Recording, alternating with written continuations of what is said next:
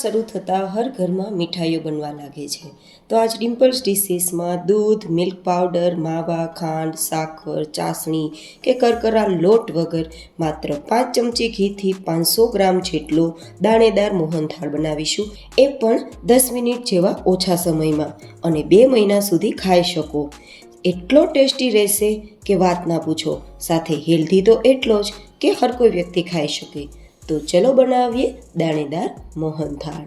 તો gas flame પર જાડી કઢાઈ મૂકેલી છે અને 1 કપ જેટલો આપણે અહીંયા ચણાનો લોટ લેશું. જેમાંથી ભજીયા બનાવીએ ને તે લોટ છે. અહીંયા કોઈ પણ પ્રકારનો કરકરો લોટ મેં નથી લીધો. તેમ છતાં આપણી વેરાયટીને દાણેદાર તૈયાર કરવા માટે આપણે અહીંયા શું કરશું તે હું તમને આગળ બતાવીશ. તો 1 કપ લોટની સામે આપણે ચમચી, ઘરમાં જે રેગ્યુલર ચમચીનો ઉપયોગ કરીએ ને તે જ ચમચીથી જામેલું પહેલાં 4 ચમચી જેટલું ઘી ઉમેરીશું. જરૂર મુજબ ઘી ઉમેરવાનું છે. અહીંયા મેં તમને ચમચીના માપથી ઘી એટલા માટે બતાવ્યું છે, જે લોકોને કન્ફ્યુઝન હોય છે કે કેટલા લોટની સામે કેટલું ઘી ઉમેરવું, તે કન્ફ્યુઝન દૂર કરવા માટે મેં તમને નાની મોટી બધી ટિપ્સ બતાવવા આ ચમચીનો ઉપયોગ કરેલો છે.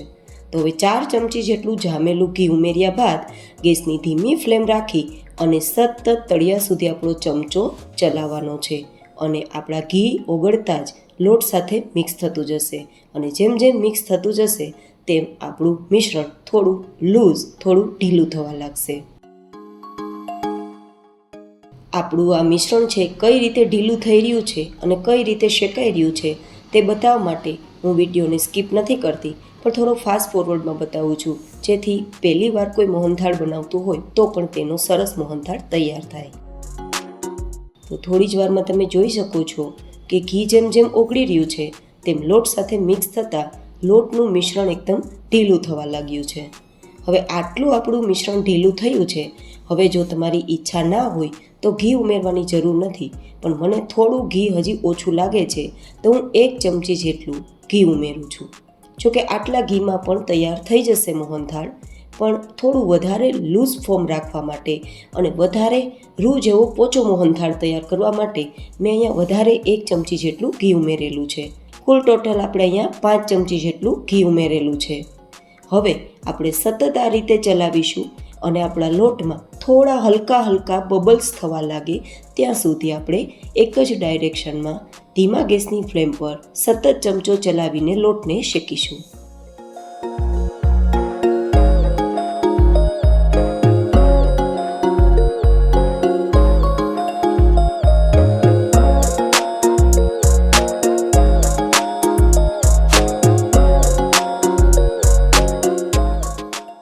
હવે લગભગ 5 મિનિટ જેવો સમય થયો છે અને લોટમાં થોડા હલકા બબલ્સ દેખાવા લાગ્યા છે. મતલબ અત્યારે લોટ આપણો 80% જેવો શેકાઈ ગયો છે. તો આપણા મોહનથાળને દાણેદાર તૈયાર કરવા માટે આપણે 1/4 કપ જેટલો રવો ઉપયોગમાં લઈશું. રવાથી આપણી મોહનથાળની બરફી એકદમ દાણેદાર તૈયાર થશે. તો જે લોકોના ઘરમાં કરકરો લોટ ના હોય તે પણ આ મોહનથાળ તૈયાર કરી શકે. બસ તે હેતુથી મેં આ રીતે તમારી સાથે મોહનથાળ તૈયાર કર્યો છે. હવે રવો ઉમેર્યા બાદ આપણે એકદમ આપણો લોટ ફૂલીને ઉપર આવવા લાગે અને થોડો લાઇટ ગોલ્ડન કલર પર આવવા લાગે અને શેકાવાની સુગંધ ફેલાવા લાગે ત્યાં સુધી ધીમા ગેસની ફ્લેમ પર શેકીશું.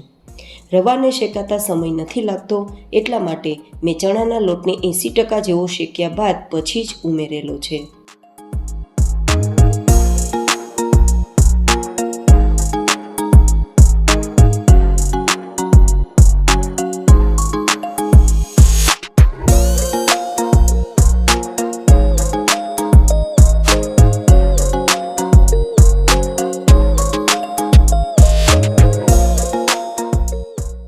અત્યારે તમે જોઈ શકો છો કે આપણો લોટ શેકાઈ ગયો છે.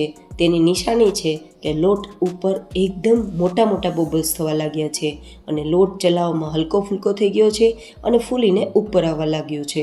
થોડો કલર પણ ચેન્જ થઈ ગયો છે. તો આ બધા જ ઇન્ડિકેશન આપે છે, નિશાનીઓ આપે છે કે લોટ શેકાઈ ગયો છે. તો હવે આપણે ગેસની ફ્લેમ બંધ કરી દેવાની છે. હવે જો ગેસની ફ્લેમ ચાલુ રાખશું તો કલર થોડો વધારે ડાર્ક આવવા લાગશે.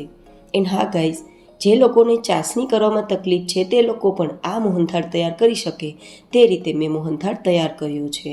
તો હવે આ કઢાઈને નીચે ઉતારી લેશું.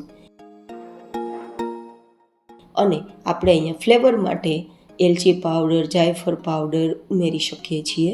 તો હું લગભગ અડધી નાની ચમચી જેટલો એલચીનો પાવડર ઉમેરું છું. હવે તેને મિક્સ કરી દઈશું. આ રીતે લોટના શેકાઈ ગયા બાદ એલચીનો પાવડર ઉમેરવાથી લાંબા સમય સુધી મોહનથાળમાં એલચીની સુગંધ આવશે. તો મેં લાસ્ટમાં ઉમેરેલો છે. આ રીતે મિક્સ કર્યા બાદ 2 મિનિટ માટે આપણા મિશ્રણને ઠંડુ કરવાનું છે.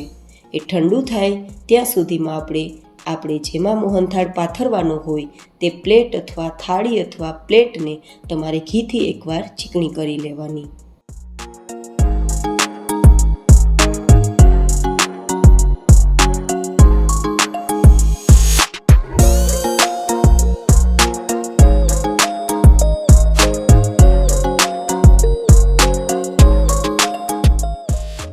તો મિશ્રણને ઠંડુ થયાને 2 મિનિટ જેવો સમય થઈ ગયો છે.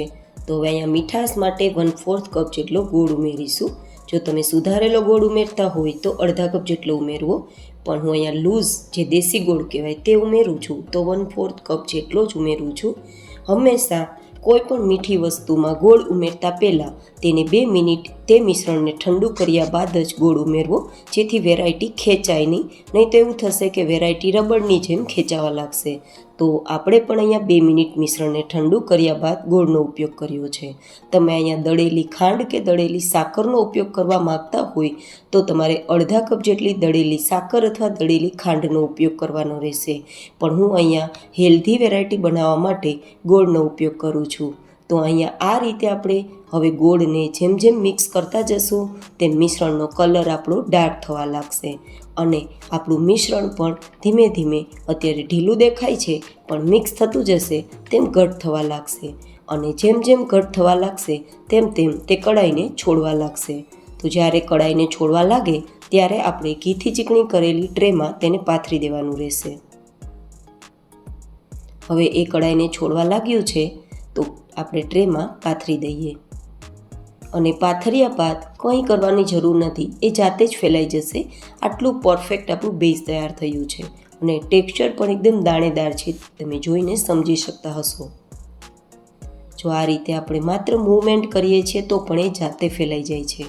હવે ઉપરથી ડ્રાય ફ્રૂટ્સ કે કંઈ પણ તમારે સજાવવું હોય તો તમે પાથરી શકો છો. જો કે ડ્રાય ફ્રૂટ્સ અથવા તો સજાવવું ઓપ્શનલ છે. હવે તેને એકદમ પરફેક્ટ ઠંડુ કરીશું. જ્યાં સુધી ઠંડુ ના થાય ત્યાં સુધી કટ નહીં લગાવીએ. તો મળીશું થોડું ઠંડુ થઈ ગયા બાદ.